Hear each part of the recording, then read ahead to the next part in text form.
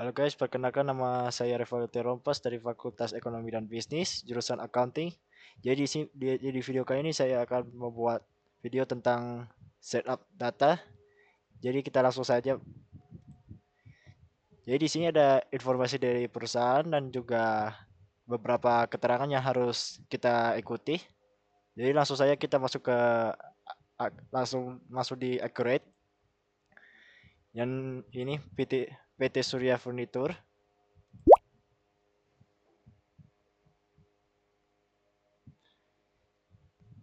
Jadi nama perusahaan itu yaitu PT Surya Furniture ya. Jadi kita masukin kategori usahanya yaitu di level distribusi.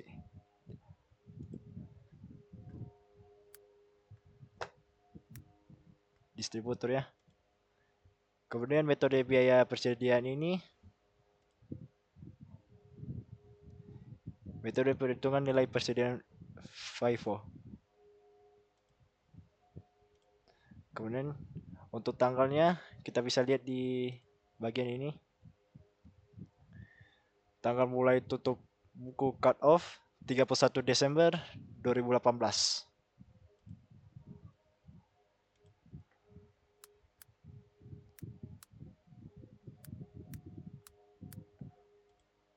Oke, kita lanjutkan. Kita pilih yang accurate online agar bisa otomatis. Untuk yang bagian ini tidak perlu dicentang karena sudah memiliki akun sendiri. Kemudian kita klik selesai.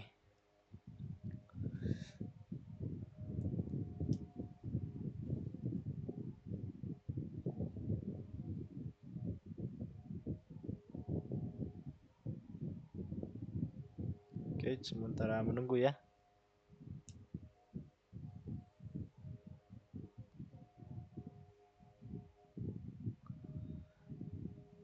Untuk berita kita X saja. Kemudian kita masuk di bagian awal.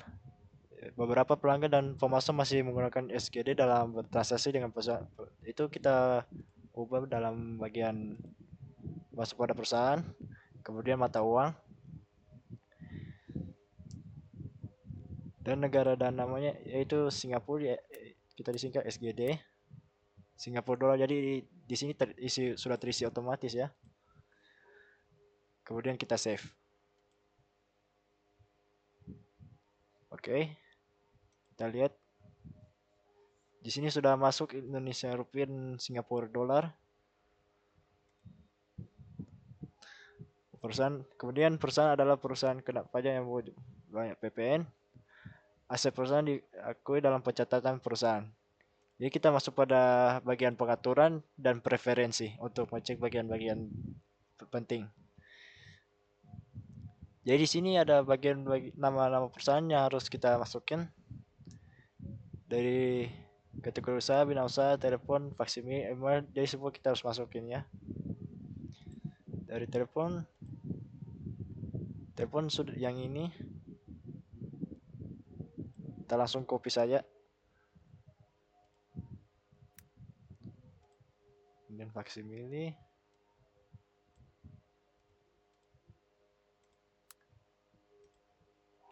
Email admin@surya.com. Kita langsung copy saja.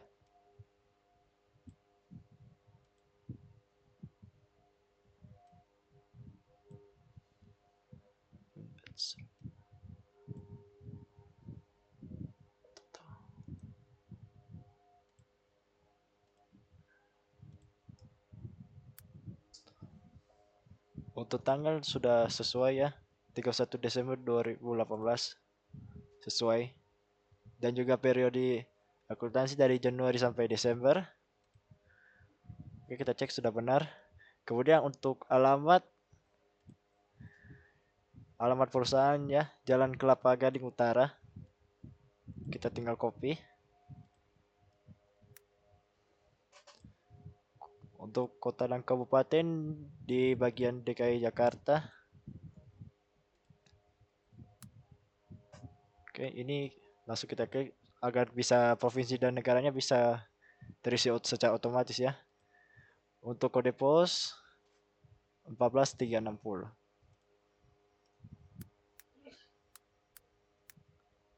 Oke, sudah sesuai. Kemudian kita baca yang berikut. Untuk bagian penjualan, penawaran penjualan dibuat dan dikirimkan kepada pelanggan. Kita masuk di fitur, kemudian penjualan. Yang ini ya, penawaran dan pesanan penjualan. Kemudian retur penjualan sebagai pengurangan nilai piutang berlaku untuk barang yang rusak, perusahaan komisi salesman, perusahaan mengirimkan barang jasa pengiriman, perusahaan memiliki syarat dan tengah waktu pelunasan kepada pelanggan. Jadi bagian ini sudah terisi secara otomatis ya. Untuk bagian pembelian, bagian gudang membuat permintaan barang, saluran pembelian, daftar harga pemasok, biaya pembelian oleh pemasok lain. Bagian accounting, forecast order kepada pemasok yang terpilih dalam proses pengirimannya diproses oleh pemasok lain atau forwarder. Terus ini sudah tercerita secara otomatis. Kemudian di bagian persediaan, gudang yang memiliki dua bagian di depan dan belakang. Jadi kita masuk di fitur gudang.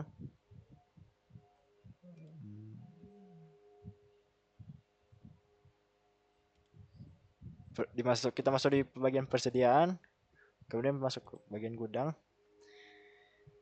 Ini kita X saja, kemudian kita tambah.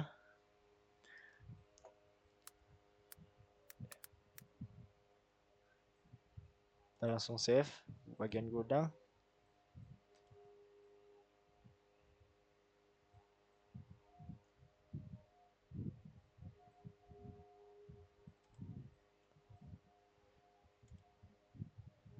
Bagian gudang dan depan dan belakang.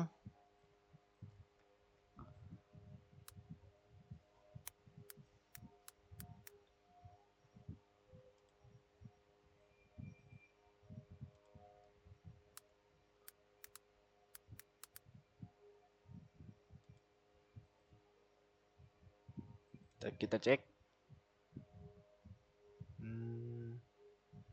Maaf, ini ada kesalahan sedikit, ya kita hapus saja. Oke, depan dan belakang sudah ya, sudah masuk. Kemudian perusahaan memiliki kegiatan memproduksi market barang dan menghitung metode perhitungan nilai persediaan FIFO. Jadi kita cek di bagian preferensi persediaan, sudah secara otomatis permintaan barang, multi gudang, dan metode biaya persediaan FIFO. Lainnya perusahaan tidak mencatat biaya dan beban operasional per departemen, dan juga perusahaan akan menggunakan daftar akun perkiraan yang dimiliki. Jadi kita akan memasukkan daftar-daftar akun ini.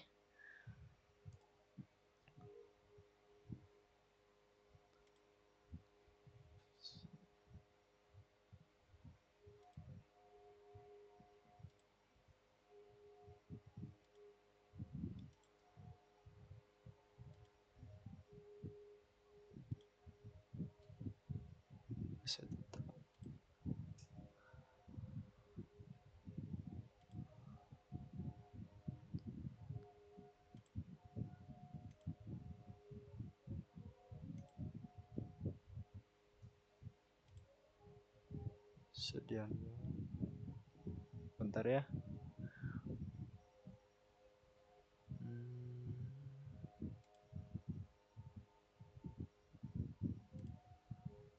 Perusahaan.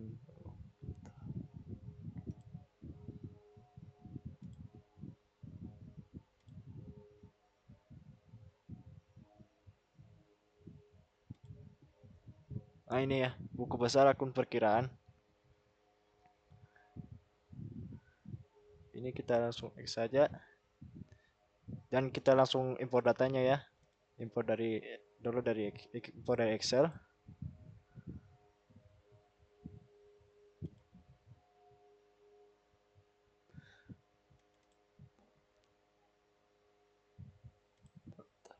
Akun. Oke, ini sudah benar. Lanjutkan. Ini jangan lupa kita centang ya, agar bisa terisi secara otomatis. Oke, jadi ini sementara mengimpor data. Oke, berhasil. Ini langsung tutup saja. Kemudian untuk untuk berikutnya kita akan masukkan daftar pemasok. Kita ke persiapan data perusahaan. Nah, bagian-bagian ini yang harus kita masukin data-datanya, barang dan jasa, pelanggan dan pemasok ya. Jadi kita langsung impor saja. Impor barang dan jasa, daftar barang,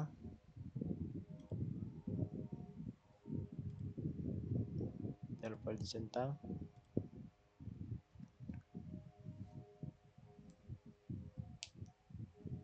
Oke, berhasil. Kemudian kita tutup. Kemudian kita masuk impor data pelanggan.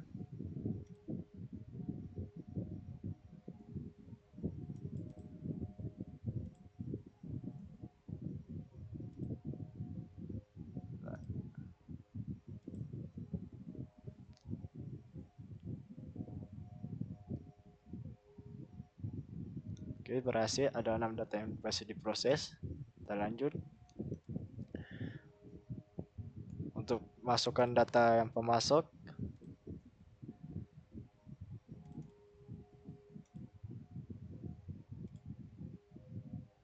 ini jangan lupa dicentang ya.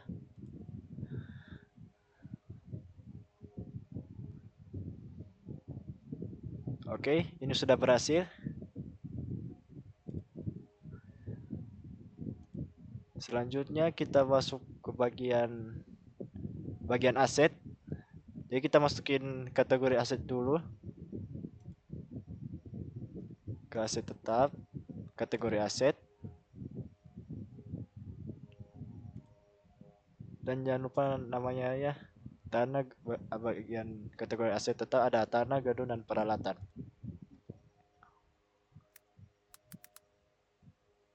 Ini jangan lupa kita simpan.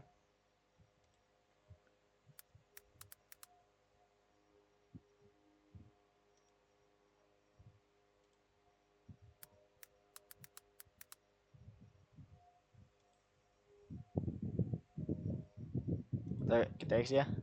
Oke, sudah masuk kategorinya. Jadi langsung saja kita masukin datanya di aset tetap.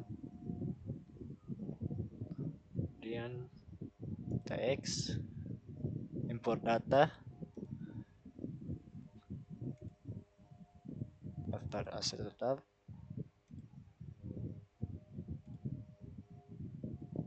Ini nggak ada tanda centang ya, jadi langsung lanjutkan saja, nggak apa-apa.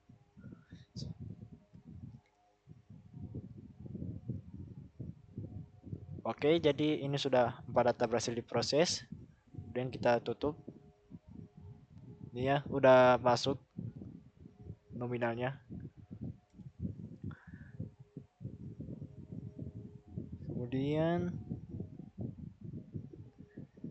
kita akan mengecek bagian akhir, proses akhir bulan. Kita cek di bagian perusahaan.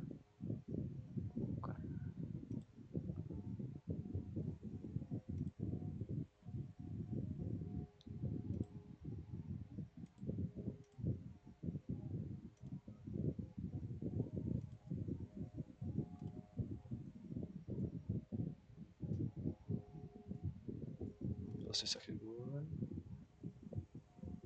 Bukan. Ini kita X dulu ya. Proses akhir bulan. Oh, kita masuk dalam daftar laporan ya, biar bisa ngecek. Kita masuk di neraca hidup S control. Tanggalnya jangan lupa dimasukin. 31 Desember 2018.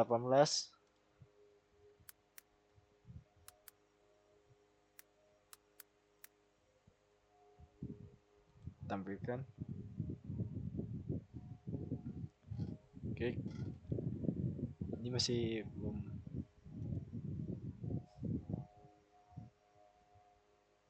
belum sama ya. Jadi kita ke agar bisa asetnya sama, kita ke proses akhir bulan dan pilih bulan Desember tahun 2018. Oke, kemudian kita simpan.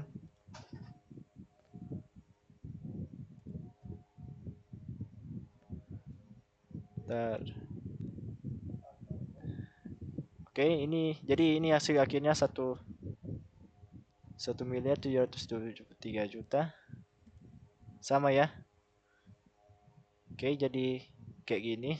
Seperti itulah cara setup data.